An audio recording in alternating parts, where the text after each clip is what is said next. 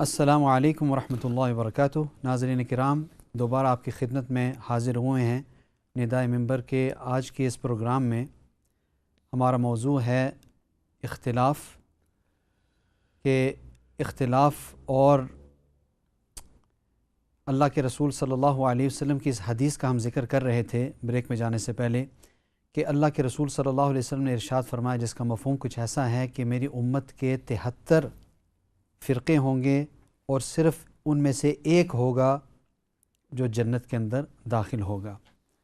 تو بظاہر اس حدیث سے ایک قسم کی وسوسہ یہ آتا ہے کہ یہ تو بہت ہی چھوٹی جماعت ہوگی، حالانکہ اللہ کے رسول صلی اللہ علیہ وسلم کا ارشاد ہے کہ کل قیامت کے دن جنتیوں کی 120 صفیں ہوں گی، اور ان 120 صفوں میں سب سے آخری آنے والی جو امت ہے ہماری امت محمدیہ صلی اللہ علیہ وسلم، دیکھیں بعض روایات میں 2 لاکھ انبیاء یا کم و بیش 1,24,000 انبیاء علیہم الصلاۃ والسلام، پھر ان کے لوگ بعضوں کے تو امت ہی نہیں تھی، کوئی ایمان لانے والا نہیں تھا۔ تو بہرحال اتنی زیادہ امتوں میں سے اس امت کے 80 صفیں ہوں گی جنتیوں کی، حدیث کے مطابق۔ اللہ تعالیٰ کم بیش معاف فرمائے۔ تو حضرات، معلوم کیا ہوا کہ یہ جماعت بہت بڑی جماعت ہوگی، چھوٹی جماعت نہیں ہوگی۔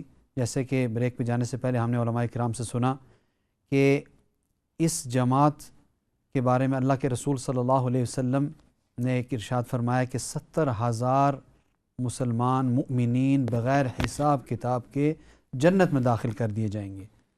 تو اللہ کے رسول صلی اللہ علیہ وسلم نے اس کو دعا مانگی کہ اللہم زد، تو پھر ارشاد ہوا کہ ایک آدمی ان 70,000 میں سے ایک کے ہاتھ 70,000 اور جائیں گے، سبحان اللہ۔ اور پھر اللہ کے رسول صلی اللہ علیہ وسلم نے اور دعا کی کہ اللہ اور زیادہ، سبحان اللہ۔ تو یہ تو بغیر حساب کتاب کے، اور جو حساب تھوڑی بہت حساب کتاب بعض ایسے بھی ہوں گے جن کے حساب یسیرہ ہوگا، کہ تھوڑا بہت دیکھا جائے گا اور ان کو بھی جنت میں بھیج دیا جائے گا۔ تو اللہ سبحانہ و تعالی ہم سب کو بغیر حساب کتاب کے جنت میں داخلے کا سرٹیفکیٹ نصیب فرمائے، اور اس کے لیے جو اعمال کرنے ہیں وہ اعمال کرنے کے اللہ تعالی ہمیں توفیق نصیب فرمائے۔ تو اس سلسلے کو اب جاری رکھتے ہیں انشاءاللہ تعالی۔ مولانا یاسر صاحب، آپ جو ارشاد فرما رہے تھے اس حدیث کے ماتحت کہ چار باتیں آپ نے ارشاد فرمائیں۔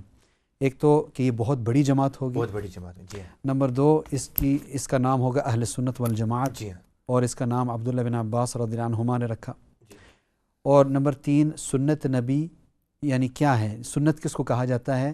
ما انا علیہ و اصحابی، جس بات پر اللہ کے رسول صلی اللہ علیہ وسلم اور صحابہ کرام ہوں، کہ ایک حدیث اگر اس پر صحابہ کرام نے عمل کیا ہے اس بات کے اوپر تو وہ سنت ہے، اور اگر اس پر عمل نہیں کیا تو وہ سنت نہیں ہے۔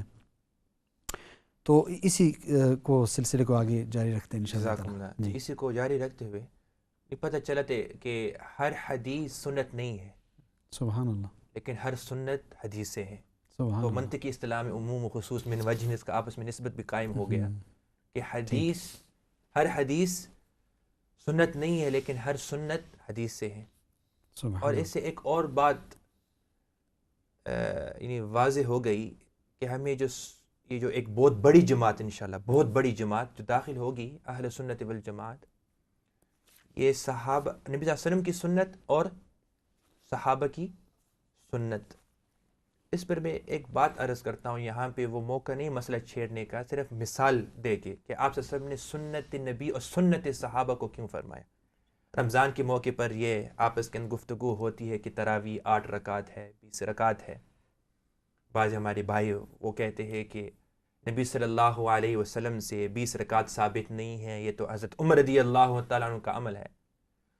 تو اگر ہم بالفرض والمحال یہ سمجھے ایسے تھوڑی دیر کے لیے ہائپوتھیٹیکلی کہ نبی صلی اللہ علیہ وسلم سے 20 رکعت ثابت نہیں ہے، مثال کے طور پر، میں یہ نہیں کہہ رہا ہوں کہ ثابت نہیں ہے، ویسے مثال ہائپوتھیٹیکلی، تو حضرت عمر رضی اللہ تعالی عنہ کا عمل بذات خود یہ خود سنت ہے۔ کیوں؟ نبی صلی اللہ علیہ وسلم نے فرمایا کہ میری سنت کو اپنا اور میرے صحابہ کی سنت کو اپنا، خلفائے راشدین، ان میں سے دوسرا نمبر حضرت عمر رضی اللہ تعالیٰ عنہ. بلکہ یہ بے جا اور مبالغہ نہیں ہوگا کہ جو صرف یہ کہے کہ صرف قرآن اور حدیث کو فالو کرو، صرف قرآن حدیث کو، اس بیچارے کو سورہ فاتحہ کی سمجھ پوری نہیں ہے. اس کی وجہ یہ ہے کہ ہم سورہ فاتحہ کے اندر روزانہ ہم کہتے ہیں کہ اہدنا الصراط المستقیم، کہ اللہ ہمیں سیدھا راستہ دکھا، سیدھا راستہ. اب یہ سیدھا راستہ کون سا ہے؟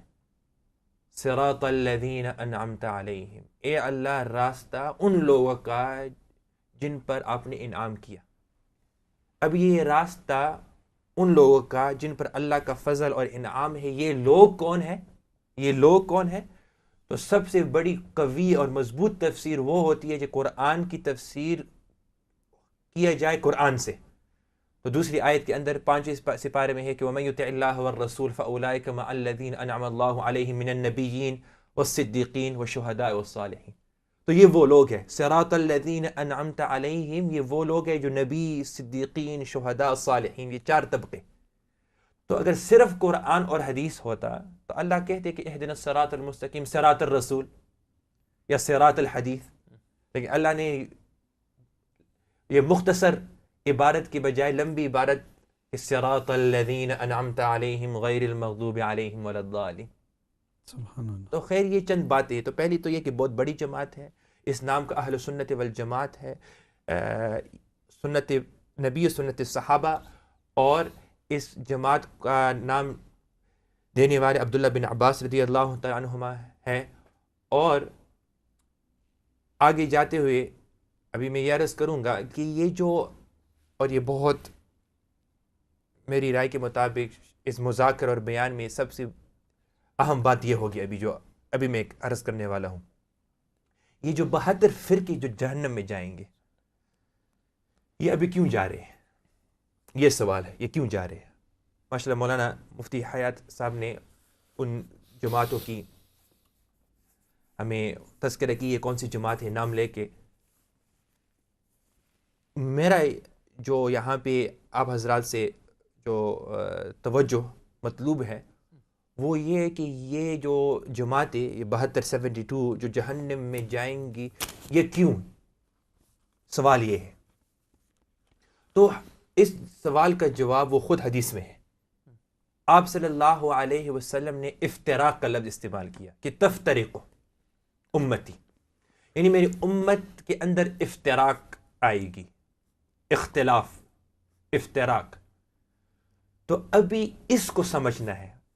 مولانا تحسین صاحب نے شروع کے اندر فرمایا کہ اختلاف اور اس کی حقیقت، ابھی میں عنوان کی طرف اسی پر میں بات کر رہا ہوں کہ اختلاف تو میں سمجھ گیا کہ اختلاف اتنے ہوں گے، اتنی جماعتیں ہوں گی. ابھی اختلاف اور اس کی حقیقت سمجھنا ہے کہ اختلاف کس کو کہتے ہیں.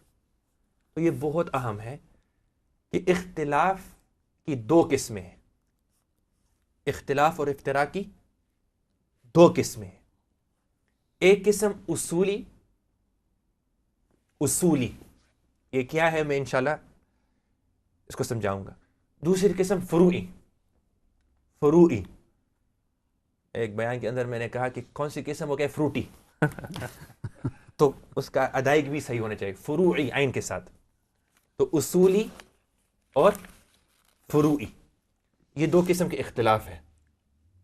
ابھی اصولی یہ کون سا اختلاف ہے، فروعی یہ کون سا اختلاف ہے، میں مثال دے کر آپ کو سمجھاؤں گا. اصولی کہتے ہیں وہ اختلاف، وہ افتراق، وہ ڈس ایگریمنٹ، وہ کنٹروورسی جو ایمان اور دین کی بنیاد باتوں میں ہو. ایمان، دین کی جو عقائد ہے، بنیادی جو پلرز ہے، اس کے اندر اختلاف ہو. فروعی کہتے ہیں وہ اختلاف جو دین کی بنیادی باتوں کے اندر نہ ہو، بنیاد کی باتوں میں نہ ہو، اس کی انٹرپریٹیشن، اس کے مطلب، اس کے معانی. ابھی انسان کو نماز پڑھنی ہے بھائی، نماز ہاتھ یہاں باندھنے ہیں، یہاں باندھنے ہیں، یہاں باندھنے ہیں، یہ کون سے اختلاف ہو؟ فروعی. امام کے پیچھے نماز پڑھنی ہے بھائی، آمین آہستہ کہنی ہے یا آمین زور سے، یہ فروعی ہوا. امام کے پیچھے نماز ہم پڑھ رہے، آیا ہمیں امام کے پیچھے قرات کرنی چاہیے نہیں کرنی چاہیے, سورہ فاتحہ پڑھنی چاہیے نہیں پڑھنی چاہیے, یہ کون سی اختلاف, کون سا, فروعی. تو ایسے اختلاف کی دو قسمیں ہیں, نمبر 1 اصولی, نمبر 2 فروعی. اصولی کا مطلب ایمانیات, عقائد, بنیاد, ایمان کی جو بنیاد ہے اس میں, اور فروعی یعنی جو اس کے جو مطلب ہے, معانی ہے, جو برانچز ہے, جس کو انگریزی اس کو کہتے ہیں سبسیڈیری ایشوز, سبسیڈیری نہ کہ فنڈامنٹل, سبسیڈیری ایشوز اس کے اندر. ابھی مولانا مفتی حیات صاحب نے جو جماعتوں کا تذکرہ کیا, ابھی ہم اس کے جائزہ لیں گے ساری جماعتوں کا. مثال دے کے میں نے شروع کے اندر کہا کہ ایسی اصولی باتیں انشاءاللہ اب حضرات کو ہم انشاءاللہ دیں گے کہ ہم خود بخود پرکھ سکتے ہیں, یعنی انسان کو اتنا علم کی ضرورت بھی نہیں ہے. ابھی ان جماعتوں میں سے یہ 72 جو فرقے ہیں, ابھی ان کے اندر جو اختلاف ہے ابھی ذرا جائزہ لے رہے ہیں کہ کون سے اختلاف ہے, اور علماء نے نام لے کے یہ جماعت کا ذکر کیا, اور اس کے اختلاف الملل والنحل کے اندر ہے. امام قرطبی رحمۃ اللہ علیہ نے اس کے وزیر, ملا علی قاری نے بھی اس کا تفصیل کے ساتھ مرقات کے اندر اس کا ذکر فرمایا. تو ان 72 فرقوں میں سے بہت بڑی تعداد وہ ہے, نام نہیں لوں گا, صرف مسئلہ آپ خود پھر آخر میں آپ فیصلہ کر سکتے ہیں, وہ ہے جو یہ مانتی ہے نعوذ باللہ کہ یہ قرآن جو ہمارے سامنے ہے یہ وہ قرآن نہیں ہے جو نبی صلی اللہ علیہ وسلم پر نازل کیا گیا, نعوذ باللہ اس کے اندر تحریفیں آئی ہیں. چنانچہ ان کے بہت بڑے عالم نور تبرسی, انہوں نے ایک پوری کتاب لکھی ہے اس غلط اور فاسد عقیدہ کے بارے میں, الفصل الخطاب فی اثبات تحریف کتاب رب الارباب. الفصل الخطاب فی اثبات تحریف کتاب رب الارباب. سبحان اللہ. آیا ابھی اب آپ حضرات ناظرین بتائیں کہ جو جماعت, اور ایک بھی نہیں بہت بڑی تعداد, یہ سمجھے کہ ہمارے جو موجودہ قرآن ہے اس کے اندر تحریف آئی ہے, رد و بدل آیا ہے, interpolations have been inserted, آیا یہ اصولی اختلاف ہے یا فروعی؟ یہ ایمان کی بنیاد کے اندر ہے یا سبسیڈیری ایشو فروعی؟ مولانا بنیادی. اگر قرآن بچا نہیں بچا تو کیا بچا رہا؟ بالکل کیا بچا؟ مولانا صاحب نے معتزلہ کے بارے میں فرمایا, معتزلہ ان کے اندر تقریباً 5 جماعتیں ہیں. ابھی آج نام کے ساتھ آپ کو معتزلہ لوگ نہیں ملیں گے, اگرچہ اس کے خیالات اور عقائد کے لوگ آپ کو ملیں گے آج بھی. ان کے عقائد میں سے مولانا صاحب نے دو عقیدوں کی طرف اشارہ کیا. ایک تو وہ یہ مانتے ہیں کہ انسان اپنے اعمال کے خود خالق ہے. دوسرے انہوں نے کہا کہ اللہ کے اوپر واجب ہے کوئی کام کرنا, اگر آپ نے اچھا کام کیا تو اللہ پر واجب ہے نعوذ باللہ آپ کو ثواب دینا, اگر آپ نے برا کام کیا تو اللہ پر واجب ہے آپ کو. یہ بیہودہ اور یعنی غیر معقول عقیدہ ہے. ان میں سے ایک عقیدہ یہ ہے ان کا کہ موت کے بعد قبر کے اندر کوئی عذاب اور ثواب کا کوئی سلسلہ نہیں ہے. عذاب قبر کے منکر ہے یہ لوگ. آپ خود بتائیں, ناظرین بھی بتا سکتے ہیں کہ عذاب قبر کا منکر ہونا یہ آیا اصولی اختلاف ہے یا فروعی؟ اصولی. اسی طرح علی ھذا القیاس اگر ہم 72 فرقوں کے جائزہ لیں گے, ہم اس نتیجے تک پہنچیں گے کہ ہر جماعت ان 72 جماعتوں میں سے جہنم میں اس لیے داخل ہو رہی ہے کہ ان کا جو اختلاف ہے, افتراق ہے, وہ ایمان کی بنیاد اور ایمان کی جو موٹی موٹی باتیں ہیں, جو عقائد ہے, اس میں ہے. تو اس میں کچھ ایسے ہوں گے جو خدا کو نہیں ماننے والے ہوں گے, کچھ ہوں گے جو اللہ کی صفات کو ماننے والے نہیں ہوں گے, کچھ ایسے ہوں گے جو مطلب کہ جو اصولی بات ہیں, کچھ قرآن کی آیات کو نہیں ماننے والے. یعنی ایسی بات ہے کہ انسان خود جو عام مسلمان ہو, ہمارے برافرڈ کا یا لندن کا عام مسلمان ہو, وہ بھی اس کو سن کر رہے ہیں یہ کیا ہو رہا ہے, یہ کیا کہہ رہا ہے. ایسی بات ہے. جی, مولوی صاحب سے پوچھنے کی ضرورت نہیں ہے کہ یہ جائز ہے نہیں, وہ خود سمجھے گا کہ استغفر اللہ کیا باتیں کر رہا ہے. اللہ نے ایمان کی ایک مزاج ہے ایمان کا. اچھا ابھی آ رہا ہوں وہ ایک فرقہ ناجیہ, کیونکہ ہمیں کنسنٹریٹ تو کرنا ہے اس پر. جی, یہ جو جماعت جو داخل ہوگی مولانا صاحب, یہ بڑی ہوگی یا بہت بڑی ہوگی؟ بہت بڑی ہوگی. ان کا بھی آپس میں اختلاف ہے، سبحان اللہ، ان کا بھی آپس میں، اختلاف لیکن آپ خود بتائیں کون سے اختلاف ہوگا؟ فروعی. فروعی. فروعی. الحمدللہ فروعی اختلاف. تو فروعی کا آپ نے کیا یعنی دوبارہ ریپیٹ کریں تاکہ ناظرین. فروعی اختلاف کا مطلب یہ ہے کہ ایمان کی بنیاد کے اندر اور اس کے عقائد کے اندر ان کا اختلاف نہیں ہے، ان کا اختلاف انٹرپریٹیشن، حدیث کا مطلب، آیت کا مطلب، اس کے معانی، اس کی سمجھ، بالکل یہ ہے. بالکل. میں آپ کو مثال انشاءاللہ دے کر سمجھاؤں گا. ابھی فروع اختلاف، تو یہ بہت بڑی جو جماعت داخل ہوگی جنت میں، اہل سنت والجماعت، جماعت. ان کا بھی آپس میں اختلاف ہے، لیکن ان کا اختلاف فروعی ہے. فروعی. فروعی اختلاف کے بارے میں ناظرین اکرام میں آپ سے درخواست کروں گا کہ آپ 3 بنیادی باتیں یاد کریں. 3 بنیادی باتیں فروعی اختلاف. نمبر 1 انسان کی فطرت ہے. نمبر 1 انسان کی فطرت. نمبر 2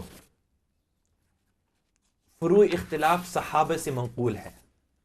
یہ فروعی اختلافات صحابہ سے چل کے آ رہی ہے. نمبر 3 ایسی قسم کے اختلاف نبی صلی اللہ علیہ وسلم نے پسند فرمایا. 3 باتیں ہو گئی. پہلی بات ایسا اختلاف انسان کی فطرت. نمبر 2 صحابہ سے منقول ہے. نمبر 3 نبی صلی اللہ علیہ وسلم نے اس کو پسند فرمایا. پہلی بات کہ یہ انسان کی فطرت ہے. انسان کی فطرت کیوں ہے بھائی؟ غالب حضرت گنگوئی رحمۃ اللہ علیہ نے یہ بات فرمائی، یا علماء میں سے کسی نے یہ بات فرمائی کہ صرف 2 جگہ ہے جہاں پہ آدمی اختلاف نہیں کرے گا. 2 جگہ. ایک جو احمق ہو، بیوقوف ہو، جس کو بات ہی سمجھ میں نہیں آ رہی ہو، وہ کیا اختلاف کرے گا؟ بالکل احمق، عقل نہ ہو. دوسری جگہ جو آدمی خیانت کرنے والا ہو، خائن ہو، خیانت ہو، وہ اختلاف نہیں کرے گا. اپنے مفاد کے لیے خاموش ہوگا کہ اس کا بھی کچھ اس میں فائدہ ہو. جہاں پہ عقل ہو اور جہاں پہ عدل ہو، عقل ہو اور عدل انصاف ہو، وہاں پہ اختلاف، ہر شعبے میں آپ اختلاف پائیں گے. ڈاکٹر حضرات میں، میکینک حضرات میں، جس طرح صحابہ میں تھا. سبحان اللہ. صحابہ کے درمیان محبت تھی، اختلاف بھی، فروعی اختلاف، لیکن عقل اور عدل ان کے پاس تھا. تو آپ کو اختلاف، ہزاروں اختلاف ملیں گے صحابہ میں سے. ایک مثال دوں، ایک مثال. اور آپ ذرا صحابہ کا رویہ دیکھیں، اختلاف، ان کا اپروچ. انہوں نے کیسا، ہمارے طرح نہیں کہ ساتھ چائے بیٹھنے کے لیے تیار نہیں، ایسا نہیں. بخاری کی روایت ہے، ایک جماعت آئی ابو موسیٰ اشعری رضی اللہ تعالیٰ کے پاس. ابو موسیٰ اشعری رضی اللہ تعالیٰ کے پاس یہ جماعت آئی، انہوں نے میراث کے متعلق ایک سوال کیا، میراث کے متعلق. تو ابو موسیٰ اشعری رضی اللہ فرمایا کہ آپ جاؤ عبداللہ بن مسعود رضی اللہ تعالیٰ سے یہ سوال کرو. عبداللہ بن مسعود رضی اللہ تعالیٰ کے پاس جب آپ جائیں گے اور وہ آپ کو جواب دیں گے، تو آپ دوبارہ میرے پاس آئے اور جواب عرض کرنا کہ حضرت نے کیا بتایا. تو یہ جماعت یہ گئی عبداللہ بن مسعود رضی اللہ عنہ کے پاس. انہوں نے سوال کیا، عبداللہ بن مسعود کا جو جواب تھا وہ بالکل مختلف تھا، دوسرا جواب دیا ابو موسیٰ اشعری کے مقابلے میں. تو یہ جماعت واپس آئی اور کہنے لگی کہ حضرت عبداللہ بن مسعود کا جواب تو یہ تھا اور آپ کا جواب تو یہ ہے. تو ابو موسیٰ اشعری رضی اللہ تعالیٰ عنہ، اللہ اکبر، صحابہ کے اوپر قربان جائے آدمی، فرمایا کہ لا تسألونی ما دام هذا الحبر فیکم، کہ اے لوگوں مستقبل میں جب تک کہ یہ علم کا سمندر تمہارے درمیان زندہ رہے مجھ سے سوال مت کرنا. یعنی عبداللہ بن مسعود جو علم کا سمندر ہے، جب تک یہ حیات ہو آپ مجھ سے سوال نہ کرنا. سبحان اللہ. آپ مصنف ابن ابی شیبہ، مصنف عبد الرزاق، اب یہ کتاب امام ابن ابی شیبہ کے جو مصنف ہے اور امام عبد الرزاق کے جو مصنف ہے، یہ آپ اٹھائیں گے آپ کو ہزاروں فتاوی صحابہ کے ملیں گے جو اختلاف فروعی. اور تیسری بات، یہ آپ صلی اللہ علیہ وسلم نے اس کو پسند بھی فرمایا.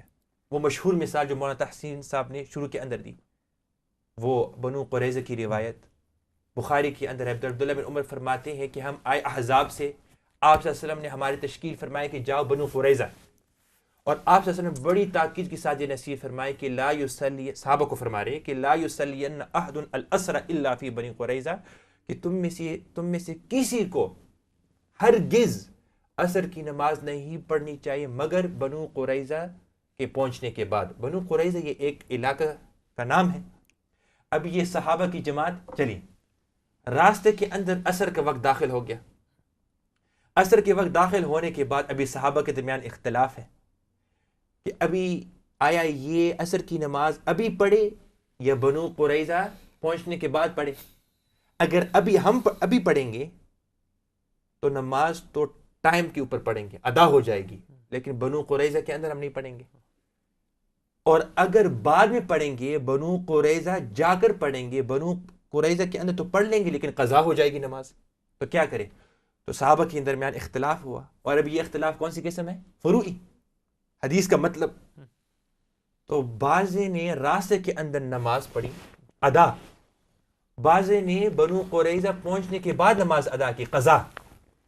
جن حضرات نے, اللہ اکبر, جن حضرات نے راستے کے اندر نماز پڑھی انہوں نے وہی حدیث بیان کی کہ آپ صلی اللہ علیہ وسلم نے تو فرمایا تھا کہ عصر کی نماز بنو قریظہ کے اندر پڑھنی ہے, لیکن حدیث کا مطلب یہ تھا کہ جلدی جلدی سفر کرو تاکہ عصر کے لیے بنو قریظہ پہنچ جائے. اس کا مطلب یہ نہیں تھا کہ قضا کرو. اور جن حضرات نے قضا پڑھی وہاں بنو قریظہ جا کے, انہوں نے وہی حدیث استعمال کی, وہی حدیث. لیکن ابھی فروع میں اختلاف ہے, اس کے مطلب کے اندر اختلاف ہے, اس کے سمجھ کے اندر اختلاف ہے, اس کے فہم کے اندر اختلاف ہے. تو انہوں نے وہاں جا کے پڑھی. یہ پورا واقعہ آپ صلی اللہ علیہ وسلم کے سامنے پیش کیا گیا. آپ صلی اللہ علیہ وسلم نے فرمایا کہ دونوں نے ٹھیک کیا, دونوں کی نماز ہو گئی. تو یہ بہت جو بڑی جماعت داخل ہوگی بھائی دوستو بزرگوں, یہ اہل سنت والجماعت ہے. اور یہ جو 72 فرقے جہنم میں داخل ہو گئے, ان کا جو اختلاف ہے وہ اصول میں. اچھا ایک اور بات میں عرض کرتا ہوں, یہ 72 فرقے جو جہنم میں داخل ہوگی ان میں سے ہر جماعت کفر تک نہیں پہنچے گی. ان میں سے بہت ساری جماعتیں ایسے ہوگی 72 میں سے کہ ان کی جو گناہ ہیں وہ بدعت تک پہنچیں گی, بدعت تک. تو مطلب یہ ہے کہ ایک دن انشاءاللہ وہ بھی جنت میں داخل ہوں گے. سبحان اللہ, یہ بھی ہے. سبحان اللہ. تو جماعت بھی بہت بڑی جنت میں جانے والی, اور 72 میں سے جو جہنم میں جائے گی ان میں سے بھی بہت سارے ایسے ہوں گے کہ بدعت تک ان کے. اور بدعت کے بارے میں تو یہ اللہ تعالیٰ معاف بھی فرمانا چاہتے ہیں تو معاف کر سکتے ہیں بے شک. اور یہ ایک بہت بڑی جماعت جو جنت میں داخل ہوگی, اہل سنت والجماعت جنت میں داخل ہوگی. یہ بہت بڑی جو جماعت ہے جنت میں داخل ہوگی. ان کا آپس میں بھی اختلاف ہے, اور ان کے اختلاف کے بارے میں 3 باتیں میں نے عرض کی. نمبر 1 انسان کی فطرت, نمبر 2 صحابہ سے منقول, اور نمبر 3 آپ صلی اللہ علیہ وسلم نے اس کی بھی تصویب اور اس کو پسند فرمایا. بالکل ٹھیک ہے. انشاءاللہ اس سلسلے کو جاری رکھیں گے انشاءاللہ تعالیٰ تھوڑا, تاکہ یہ کافی ٹف جو ہے ٹاپک ہے اور کافی ضروری ٹاپک ہے, اس لیے کہ روز مرہ ہم حضرات کو, لوگوں کو سنتے ہیں, وہ اس حدیث کے بارے میں پوچھتے ہیں. تو الحمدللہ اس اعتبار سے ابھی تک رسپانس بھی الحمدللہ اچھا ہے. کافی لوگ جو ہے وہ واٹس ایپ کے ذریعے سے بھی کچھ مطلب باتیں کہہ رہے ہیں اور پوچھ رہے ہیں. الحمدللہ اللہ سبحانہ و تعالیٰ اس کی سمجھ نصیب فرمائے. تو مولانا حیات خان صاحب, اکثر لوگ اس ایک حدیث یا ایک مقولہ ہے کہ اختلاف امتی رحمہ, کہ میری امت کا اختلاف رحمت ہے. تھوڑی اس پر آپ روشنی ڈالیں. ضرور. بسم اللہ الرحمن الرحیم. اختلاف امتی رحمتن, اس کے اندر محدثین نے کلام کیا اس حدیث کے اندر. بعض علماء فرماتے کہ یہ حدیث موضوع ہے, کہ حدیث ہے ہی نہیں. بعض لوگ کہتے ہیں کہ نہیں بھائی حدیث ٹھیک ہے. سند کے اندر اکثر متفق ہے کہ سند, یعنی سند کے بارے میں متفق ہے کہ سند کے اندر کافی کلام ہے. بہرحال اس حدیث کا جو مفہوم ہے اختلاف امتی رحمتن, کہ میری امت کا اختلاف یا پھر صحابہ کرام کا اختلاف, یہ رحمت ہے. رحمت ہے مطلب ہے کہ جس طرح مولانا یاسر صاحب نے فرمایا تھا کہ یہ نہیں ہوگا کہ نبی کریم صلی اللہ علیہ وسلم کی زندگی ہی کے اندر نبی کریم صلی اللہ علیہ وسلم کا ہر سنت زندہ ہو, بعد میں جو صحابہ کرام کا بھی جو سنت ہے اور وہ بھی نبی کریم صلی اللہ علیہ وسلم کی زندگی ہی سے ماخوذ ہے, وہ بعد میں بھی ہو سکتا ہے. جو چیزیں نبی کریم صلی اللہ علیہ وسلم کی زندگی کے اندر نہیں مناسب نہیں تھی نبی کریم صلی اللہ علیہ وسلم کے کرنے کی, تو وہ صحابہ کرام سے سرزد کی گئی. بہرحال یہ جو اختلاف امتی رحمتن, کہ امت کا اختلاف بھی رحمت ہے. مطلب یہ ہے کہ نبی, اول بات تو یہ ہے کہ یعنی آسانی پیدا ہو سکتی ہے. جہاں ایک پہلو ہے اختلاف کا تو ظاہر بات ہے اگر کوئی سختی ہو تو دوسری طرف اختلاف اسی وقت ہوگا کہ وہ ذرا نرمی کریں گے. تو جب آدمی امت کے اندر اختلاف ہے تو اختلاف کی وجہ سے اس اختلاف کا نتیجہ لازماً یہی ہے کہ آسانی پیدا ہوگی. اور آسانی یعنی کہ کس کے لیے پیدا ہوگا آسانی؟ تو ظاہر بات ہے امت محمد صلی اللہ علیہ وسلم ہی اس کا بینیفیشری ہوگی اور نبی کریم صلی اللہ علیہ وسلم کی امت ہی کو اس سے پیدا ہوگا. جب حضرت معاذ بن جبل رضی اللہ عنہ کو جب نبی کریم صلی اللہ علیہ وسلم کو بھیج رہے تھے یمن کی طرف تو یہی فرمایا کہ حدیث ہے کہ بشروا ولا تنفروا یسروا ولا تعسروا، کہ تم بشارت دیتے جاؤ لوگوں کو اکتاؤ نہیں بھائی، ان کو ٹھلم گڈ تھنگس سو ان کے امید بڑھتی جائے اور شیطان کا جو کام ہے وہ کمزور ہوتے جائے. بشروا ولا تو نفروا، نفرت نہ دلاؤ، اور یہ کہ یسروا آسانی کرو. جو چیز ہے حدیث کے مفہوم ہے کہ یعنی کوئی جو کچھ بھی امر ہو سب سے آسان نبی کریم صلی اللہ علیہ وسلم کو یعنی اختیار فرماتے تھے، آسان کام امت کے لیے آسان. اور یہ وجہ ہے کہ جب نبی کریم نے فرمایا کہ یعنی لولا ان اشق علی امتی لامرتهم بسواک عند کل صلاۃ، کہ اگر میں یہ نہ سمجھتا کہ یہ امت کے لیے یعنی یہ دشوار بات ہوتی تو ان کو میں ہر نماز کے وقت مسواک کہتا. کیا عجیب بات آج کل یعنی کٹنگ ایج ریسرچ کہ جو ہارٹ اٹیک ہوتے ہیں وہ بھی دانت کی وجہ سے، خرابی کی وجہ سے، باقاعدہ وہ ماموگرافی دیکھتے ہیں کہ جن کو ہارٹ اٹیک ہو یا یعنی کینسر تک بات وہ دیکھتے ہیں یہاں ٹیومر سے یعنی مولر ٹیتھ خراب ہونے کی وجہ سے جہاں تک سرایت کر لیتی ہے وہ کینسر. بہرحال تو آج کل تو یعنی کہ جو اورل ہیلتھ ہے وہ کتنی بڑی بات ہے، لیکن اس کے باوجود نبی کریم صلی اللہ علیہ وسلم نے فرمایا کہ اگر میں یہ نہ سمجھتا کہ عمر پر یعنی مسئلہ بہت مشکل ہوتا کہ ہر نماز کے وقت وہ مسواک کریں تو ان پر میں یہ فرض کر لیتا ہر نماز کے لیے مسواک کرنا. تو بہرحال کہنے کا مطلب یہ ہے کہ اختلاف امتی رحمتن، کہ جب اختلاف ہوگا تو ظاہر بات ہے ایک جگہ سختی ہوگی، ایک امام نے سخت پہلو لیا ہوگا، دوسرے امام نے آسانی کا لیا ہوگا، تیسرے نے اس کے مابین اور چوتھے نے ان کے مابین. تو اس سے ظاہر بات یہ ہوتا ہے کہ مولانا یاسر صاحب کہ امت ہی کو فائدہ ہوتا ہے، سختی بھی ہے آسانی بھی ہے. ٹھیک ہے مولانا صاحب؟ سبحان اللہ. وہ مسواک کے بارے میں جو ہے نا بات ایک چھوٹی سی بات عرض کر دوں کہ احادیث میں ہم نے اور شمائل میں ہم نے پڑھا ہے کہ اللہ کے رسول صلی اللہ علیہ وسلم جب گھر تشریف لاتے مسواک فرماتے، کھانے سے پہلے، کھانے کے بعد، نماز سے پہلے، اور اسی طرح گھر میں بیٹھے ہوئے ہیں کچھ عرصہ پھر مسواک شروع کر دیتے. یعنی کہ یہ کتنا، اور آپ نے کتنا اہم بات یہ بتائی ہے. تو اللہ کرے اس بات کی وجہ سے کہ اور یہ فضیلت اور یہ وعید جو آپ نے فرمائی ہے نا کہ کینسر تک ہو سکتا ہے، تو اگر اس کے ذریعے سے ہی کوئی اس سنت کے اوپر عمل کرنا شروع کر دے تو بہت بڑی بات ہے. یہ جو اورل ہیلتھ ہے سچ مچ اتنا اہم ہے، سو امپورٹنٹ مولانا. اور actually I'm not going to say negate the toothbrushes، لیکن یہ ٹوتھ برش کے اندر جو پلاک رہتے ہیں وہ یعنی after a few days it gets to such an extent that it becomes toxic. ٹھیک ہے نا؟ یہ جو مسواک ہے، مسواک کے اندر عجیب یعنی مسواک میں نے تو وہاں نکالی دی، آپ کو مسواک دکھا تھا. It's impossible for any gun to be in there، کیونکہ برسل جو اس کے اول برسل ہے ہی نہیں. نمبر 2 the natural things وہاں سے ہر چیز چلی جاتی ہے. تو ہاں ہر سنت of رسول اللہ صلی اللہ علیہ وسلم اس کے اندر خیر ہی خیر ہے. آج کل تو زمانہ ہی کینسر کا. بالکل صحیح بات ہے. اللہ تعالیٰ خیر کرے. تو اپنے سلسلے کو جاری رکھتے ہیں انشاءاللہ تعالیٰ. مولانا یاسر صاحب ماشاءاللہ کافی چیزیں ہمیں سیکھنے کو بڑے اچھے انداز سے الحمدللہ آپ سمجھا رہے ہیں. اللہ تعالیٰ آپ کی عمر میں برکت نصیب فرمائے. آمین. تو اپنے سلسلے کو جاری رکھیں انشاءاللہ تعالیٰ. جی تو بھائی دوست بزرگ و بہنوں ناظرین اکرام، میں یہ بات عرض کر رہا تھا کہ یہ جو ایک جماعت داخل ہوگی جنت میں بہت بڑی جماعت ہوگی، اور اس کے اندر ہم نے چند باتیں عرض کی کہ وہ 72 جو جہنم میں داخل ہوگی ان کی وجہ یہ ہے کہ اصول کے اندر، دین کی بنیاد کے اندر ان کا اختلاف رہا. اور یہ جو بہت بڑی جماعت ہوگی جنت میں، اہل سنت والجماعت اس کا نام ہے. عبداللہ بن عباس رضی اللہ تعالیٰ عنہما اس نے نام رکھا. یہ بہت بڑی ہوگی جو آپ صلی اللہ علیہ وسلم کی سنت اور صحابہ کی سنت کو اپنانے والے ہو. اور پھر اختلاف کی 2 قسمیں بتائے، اصولی اور فروعی. اور اس جماعت کے اندر بھی اختلاف رہے گی اہل سنت والجماعت، لیکن ان کے اختلاف فروعی ہوگی. اور فروع کے اندر میں نے 3 باتیں کی کہ انسان کی فطرت، نمبر 2 صحابہ سے یہ منقول، نمبر 3 نبی صلی اللہ علیہ وسلم نے اس کی تصویب اور اس کو پسند فرمایا. اس کو آگے جاتے ہوئے ایک یہ جو 4 مذاہب ہیں، مذاہب امام ابو حنیفہ رحمۃ اللہ علیہ، اور میں سمجھتا ہوں کہ اس کو پھر سلسلہ جاری رکھیں گے انشاءاللہ آئندہ اس کے اوپر. امام ابو حنیفہ رحمۃ اللہ علیہ کے جو مذہب ہے، امام مالک رحمۃ اللہ علیہ کے جو مذہب ہے، امام شافعی رحمۃ اللہ علیہ اور امام احمد بن حنبل رحمۃ اللہ علیہ، ان کے جو مذاہب ہے، اور ہم خاص طور پر اس ملک کے اندر اکثر حنفی مسلک کو فالو کرنے والے ہیں، تو یہ مذاہب اربعہ ان کا جو اختلاف آپس میں ہے، امام شافعی کا اور امام ابو حنیفہ کا، امام مالک کا، امام احمد بن حنبل کا، آپ بتائیں یہ کون سے اختلاف ہے، اصولی یا فروعی؟ ان کا آپس میں اختلاف ایمان کے اندر ہے یا مسائل فروع میں ہے؟ فروعی.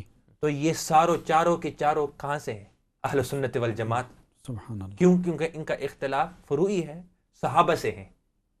کیوں؟ جب امام ابو حنیفہ رحمۃ اللہ علیہ فرماتے ہیں آپ کو نماز کے اندر ہاتھ نہیں اٹھانا، مثال کے طور پہ ایک مثلا امام ابو حنیفہ رحمۃ اللہ علیہ کی یہ رائے ہے کہ جب انسان نماز پڑھ رہا ہو تو ہاتھ نہ اٹھائے، تکبیر علاوہ، تکبیر تحریمہ کے علاوہ ہاتھ نہیں، رفع یدین نہیں کرنا ہے. تو انہوں نے یہ کہاں سے بات لی؟ خود تو نہیں بنائی، انہوں نے نہیں، عبداللہ بن مسعود رضی اللہ عنہ کی حدیث ہے جو مختلف حدیث کتابوں میں ہے. عبداللہ بن مسعود رضی اللہ عنہ فرمائے کہ الا اصلی بکم صلاۃ رسول اللہ صلی اللہ علیہ وسلم، کہ میں آپ کو نبی صلی اللہ علیہ وسلم جیسی نماز نہ پڑھاؤں. سبحان اللہ. کہاں پڑھا؟ انہوں نے پڑھائی فصلی ولم یرفع یدیہ الا فی اول مرہ، انہوں نے پوری نماز پڑھائی اور صرف شروع کے اندر انہوں نے ہاتھ اٹھائے. سبحان اللہ. اس حدیث کو تو شیخ البانی رحمۃ اللہ علیہ نے کو بھی صحیح فرمایا کہ حدیث صحیح ہے. سبحان اللہ. شیخ البانی رحمۃ اللہ نے کہا یہ حدیث صحیح ہے. تو یہ تو انہوں نے عبداللہ بن مسعود سے. اگر امام شافعی رحمۃ اللہ علیہ کہتے ہیں کہ ہاتھ اٹھانا ہے تو انہوں نے حدیث لی ہے عبداللہ بن عمر. تو یہ میری مطلب ہے کہ یہ چار جو مذاہب ہے یہ اہل سنت والجماعت کے دائرے میں آتے ہیں. اور ان کا جو اختلاف ہے وہ صحابہ کرام کی صحابہ سے لیا ہے. سبحان اللہ. تو میں اس کے دوبارہ بار بار اس کو اس لیے کہہ رہا ہوں کہ جو آدمی اپنے جہل کی وجہ سے، جہالت کی وجہ سے، نادانی کی وجہ سے نعوذ باللہ ان چار مذاہب کو وہ 72 فرقوں میں وہ شمار کرے گا تو یہ تو بہت بڑا سوال اٹھتا ہے صحابہ میں. وہ اختلاف وہاں سے آ رہا ہے. بخاری و مسلم کے اندر بے شمار مثالیں ہیں. بخاری مسلم کے اندر بے شمار مثالیں ہیں. لہٰذا یہ چاروں کے چاروں اہل سنت والجماعت، ان میں اس سے پہلے بہت تھے مذاہب. یہ تو انشاءاللہ کوئی اور مضمون پر یہ چار کیوں ہیں، یہ تو اس سے پہلے بہت تھے مذاہب. مذاہب کے یہ چار مذاہب، اس کو آپ یوں سمجھو، میرے دوست شیخ سیف الاسری انہوں نے ایک مجھے وہ عجیب بات کہی کہ یہ چار مذاہب امتداد لمدارس صحابہ، یہ صحابہ کے مدارس کے ایکسٹینشن ہے، یہ صحابہ کی اسکول کے ایکسٹینشن ہے. زید بن ثابت رضی اللہ عنہ کا مدرسہ مدینہ میں تھا، اس کا ایکسٹینشن امام مالک رحمۃ اللہ علیہ. عبداللہ بن عباس کا مدرسہ مکہ میں تھا، اس کا ایکسٹینشن امام شافعی. عبداللہ بن مسعود کا مدرسہ رضی اللہ تعالیٰ عنہ کا کوفہ میں، اس کا ایکسٹینشن امام ابو حنیفہ رحمۃ اللہ علیہ. تو یہ تو مذاہب ہے، کیونکہ تین باتیں، یہ چار مذاہب، اس پر اور تفصیل انشاءاللہ کسی اور موقع پر کریں گے. صرف 3 الفاظ آپ کو یاد کرنے ہیں: تکمیل، تبلیغ، تدوین. تکمیل کا معنی ہے مکمل کرنا. تبلیغ کا معنی ہے، تبلیغ کا معنی تو تبلیغ کا لفظ تو مشہور ہے جی، پہنچانا. اور تدوین کا معنی ہے اس کو جمع کرنا. تو نبی صلی اللہ علیہ وسلم کے اوپر دین مکمل ہوا. الیوم اکملت لکم دینکم. صحابہ نے اس مکمل دین کی تبلیغ کی، اور ان چار اماموں نے اس مکمل دین کی جو تبلیغ ہوئی اس کو مدون کیا، تدوین ہوئی. تو یہ چار مذاہب انہوں نے دین کو لکھ لیا. ہمیں اس ابھی نبی صلی اللہ بعض سے کہتے ہیں کہ آپ کا مذہب نبی صلی اللہ علیہ وسلم ہے یا امام ابو حنیفہ. بہت غلط سوال. بیچارے کو مذہب کا معنی معلوم نہیں. مذہب کا معنی کیا ہے؟ راستہ. مذہب کا معنی ہے راستہ. ہم نے نبی صلی اللہ علیہ وسلم کو نہیں دیکھا، صحابہ کو ہم نے نہیں دیکھا. ہمیں کوئی راستہ چاہیے کہ جو ہمیں وہاں تک لے جائے. ہمیں وہ راستہ چاہیے جو وہاں تک ہمیں. تو ہمارا مذہب امام ابو حنیفہ ہے، یا ہمارا مذہب امام شافعی ہے، یا ہمارا مذہب امام مالک ہے. ہمارے منزل نبی صلی اللہ علیہ وسلم ہے. بے شک بے شک. تو اسی پر انشاءاللہ بات کو ختم کرتے ہیں. مولانا تحسین صاحب اگر آپ انشاءاللہ تعالیٰ. تو ماشاءاللہ کافی چیزیں ہمیں آج سیکھنے کو ملی الحمدللہ. اور چونکہ ابھی تھوڑا سا وقت ہے انشاءاللہ میں کچھ سوالات اگر جو ذہن میں آئیں گے انشاءاللہ تعالیٰ. تو سب سے پہلا تو یہ ہے کہ یونٹی مولانا کس طرح حاصل کی جائے, یونٹی کس طرح؟ ہاں, یونٹی جی بہت اہم سوال ہے یہ آج افسوس کے ساتھ کہنا پڑتا ہے کہ لوگ یونٹی اور اتحاد کی طرف دعوت دیتے ہیں, لیکن غلط دعوت دیتے ہوئے وہ اور اختلاف پیدا کرتے ہیں. اللہ اس کی وجہ یہ ہے کہ ہم اتحاد کی طرف دعوت تو دیں گے اور اتحاد کو اپنائیں گے بھی, we are going to internalise unity, لیکن اس نہج پر جو صحابہ نے کیا. سبحان اللہ. اتحاد کے دو مطلب ہیں. اتحاد کے ایک مطلب تو یہ ہے کہ ہمارے درمیان اختلاف رہے فروعی یا اصولی بھی ہو, اس ملک میں کوئی بات نہیں, ہمارے اصولی اختلاف بھی ہے, ہمارے تو انسانی بھائی ہے نا, یہود نصارے ہمارے انسانی بھائی ہیں. جی بالکل. لیکن اتحاد کا مطلب یہ ہے کہ اختلاف رہے لیکن ساتھ ساتھ ہم محبت کے ساتھ رہے. بالکل, یہ اتحاد. یعنی جن کے ساتھ اصولی اختلاف بھی ہو ان کے ساتھ بھی, ان کے ساتھ بھی اس ملک کے اندر. جی اس ملک کے اندر. اس کی وجہ یہ ہے صرف اس ملک کے اندر نا, اس ملک کے اندر میں اس لیے کہہ رہا ہوں, جی جی وہ اصولی کی وجہ سے, اس لیے جی اس ملک کے اندر اس وجہ سے, اصولی کی وجہ سے جی ہر ملک کے اندر. اس کی وجہ یہ ہے کہ جب صحابہ میں سے حبشہ کی طرف آپ صلی اللہ علیہ وسلم کو بھیجا تھا جی, تو وہ وہاں رہے تھے. بالکل. کس طرح رہے؟ بہت امن کے ساتھ رہے. امن کے ساتھ, بالکل. اگرچہ وہاں پہ اصولی اختلاف تھا. اس کی وجہ یہ ہے کہ مسلمان کی تعریف یہ ہے, ڈیفینیشن سبحان اللہ. مسلمان کی پورے دعوت کے ساتھ یہ کہا جا سکتا ہے کہ کوئی بھی آرگنائزیشن دنیا کے اندر, کوئی بھی فرد دنیا میں, یا کوئی بھی مذہب دنیا کے اندر, اس کی تعریف کی بنیاد امن اور امان پر ہو, صرف سوائے مسلمان کے. کہ آپ نے فرمایا کہ المسلم من سلم المسلمون من لسانی و یدہ, کہ مسلمان تو وہ ہے جو راتوں کو کھڑے ہو کر نماز پڑھنے والا, دن کے اندر روزہ رکھنے والا. ہاں وہ اس کی علامت ہے, لیکن مسلمان کی تعریف اور اس کی ڈیفینیشن کیا ہے کہ دیگر مسلمان اس کے ارد گرد اس کی زبان کی حفاظت, زبان کی جو نقصان ہے اور ہاتھوں کی جو نقصان ہے اعمال سے وہ محفوظ ہو. ایک روایت نسائی کی روایت کے اندر یہ ہے, اور یہ زیادہ ہمارے یعنی اس پر عمل کر سکتے ہیں اس ملک کے اندر اس لحاظ سے, المسلم من سلم الناس من لسانہ و یدہ. اور شیخ البانی نے بھی اس کی تصحیح فرمائی کہ مسلمان وہ ہوتا ہے کہ لوگ اس کے ارد گرد, لوگ چاہے یہود ہو, نصاری ہو, جو بھی ہو, جس مذہب کا بھی ہو, وہ امن میں ہو. سبحان اللہ. کیوں؟ یہ مسلمان ہے, یہ مسلمان ہے, ہم امن میں ہیں. نہ اس سے زبان سے ہمیں نقصان پہنچے گا اور نہ ہمیں ہاتھ سے. کیوں؟ مسلمان ہے. اس کا مقصد یہ ہے, اس کا ڈیفینیشن یہ ہے. یہ قلم ہے میرے جیب میں, اس کا ڈیفینیشن کیا ہے؟ لکھنا. بالکل. مسلمان کا ڈیفینیشن یہ کہ جہاں بھی وہ چلے جائے اپنے ارد گرد وہ امن پھیلائے. تو اتحاد یہ ہے کہ اگر مسلمان ہو, فروعی میں ہو, کوئی مسئلہ نہیں, وہ تو صحابہ میں رہا. اور اگر اصولی میں بھی ہو تو پھر بھی ہم اتحاد اس معنی میں کر سکتے ہیں کہ ان کے ساتھ ہم امن کے ساتھ رہیں. اس کا مطلب یہ بھی نہیں ہے کہ ہم عقائد میں اتحاد ہو جائے متحد, یہ تو ناممکن ہے. بالکل. کہ ہم سب جتنے بھی اصولی اختلاف ہیں نعوذ باللہ, ایمان پھر تو خطرے میں ہے. اس کا مطلب یہ نہیں کہ اتحاد, وہ تو ناممکن بھی ہے. اور ناممکن چیز کی طرف دعوت بھی نہیں, یہ بھی ناممکن ہے کہ ہم کس طرح ایسی چیز کی طرف دعوت دیں جو عمل میں ناممکن ہو. یا اس کا دوسرا مطلب ہے, تو قرآن کی جو آیت ہے اللہ نے فرمایا, آخری بات تک قرآن کی آیت میں رہ گئی وہ قرآن کی آیت, کہ اللہ کے رسی کو مضبوطی کے ساتھ پکڑو اور اختلاف نہ کرنا. ایک تفسیر تو یہ ہے, حدیث سے پتہ چلتا ہے کہ اختلاف سے مطلب فروعی میں اختلاف, معاف کرنا, اصولی میں اختلاف نہ کرنا. ایک مطلب تو یہ ہے کہ اصولی کے اندر, ایک تفسیر تو یہ ہے, سبحان امام قرطبی رحمۃ اللہ یہ تفسیر فرمائی, یعنی ایسے اختلاف نہ کرنا کہ وہ اختلاف دشمنی تک لے جائے. کیوں؟ قرآن کی آیت آگے کہ وَاذْكُرُوا نِعْمَةَ اللَّهِ عَلَيْكُمْ اِذْ كُنْتُمْ أَعْدَاءً, اللہ نے فرمایا کہ صحابہ کو اب یاد کرو کہ جب آپ کے دشمن تھے. یعنی ایسے اختلاف نہ ہو کہ انسان بیٹھ نہ سکے اور چائے بھی نہ پی سکے ساتھ ساتھ. اللہ تعالیٰ ہم سب کو سمجھنے کی توفیق عطا فرمائے. آمین. ماشاء اللہ. تو ناظرین کرام, آج کا پروگرام بڑا دلچسپ رہا الحمدللہ, اور ہم نے کافی چیزیں سیکھی اور کافی امید ملی الحمدللہ. اور اللہ سبحانہ و تعالی ہمیں ایسا مسلمان بنائے جو سچا پکا مسلمان جس کی تعریف کیا ہے کہ دوسرے لوگ اس کی زبان سے اور اس کے ہاتھ سے محفوظ رہیں، یعنی نہ کوئی وربل اور نہ کوئی فزیکل تکلیف جو ہے کسی کو دیں، یہی سچا مسلمان ہے۔